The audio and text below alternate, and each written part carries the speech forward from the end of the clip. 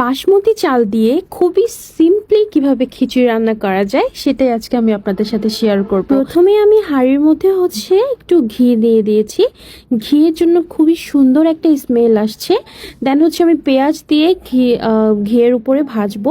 দেন আমি এখানে এলাচি দারচিনি দিয়ে একটু নাড়াচাড়া দেবো ব্রাউনি হওয়ার জন্য। তারপর এখানে আমি সরিষার তেল অ্যাড করব। সরিষার তেলটা অ্যাড করার পরে আমি এখানে আলু দিয়ে দিব।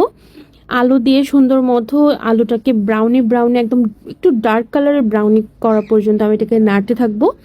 তারপর এখানে আমি লবণ, পরিমাণ মতো আদা রসুন বাটা দিয়ে দেন এটাকে আমি নাড়াচাড়া দিতে থাকবো।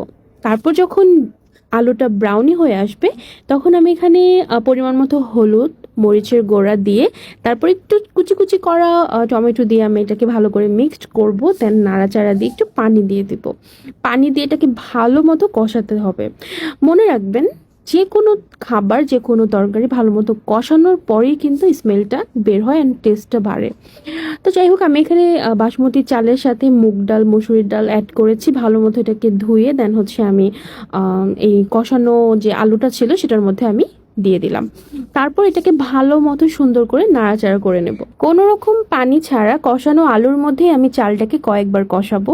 এতে করে চাল, ডাল সবকিছুর মধ্যে ভালোভাবে মশলাগুলো অ্যাডজাস্ট হয়ে যাবে। তারপর এখানে আমি গরম পানি অ্যাড করে দেবো। গরম পানি দিয়ে পরিমাণ মতো গরম পানি দিয়ে দেন আমি এটাকে ভালো করে নাড়াচাড়া করে দেন আমি ঢেকে দেবো।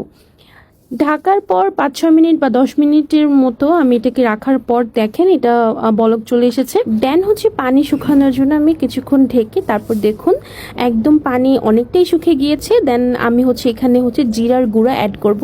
এই যে জিরার গুঁড়াটা আমি দিলাম, এটা কয়েক গুণ খিচুড়ির যে টেস্টটা সেটাকে বাড়িয়ে দেবে।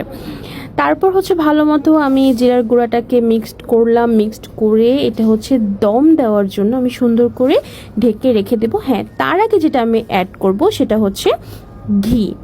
আমি এখানে 2 চামচ ঘি উপর দিয়ে দিব যেন একটা সুন্দর স্মেল আসে।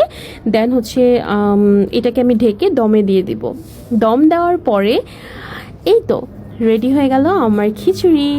বলুন তো, বৃষ্টির দিনে এরকম একটা খিচুড়ি কি আপনার ডিজার্ভ করেন না? তাহলে বসে আছেন কেন? এখনই ট্রাই করুন please. And thanks for watching. আল্লাহ হাফেজ।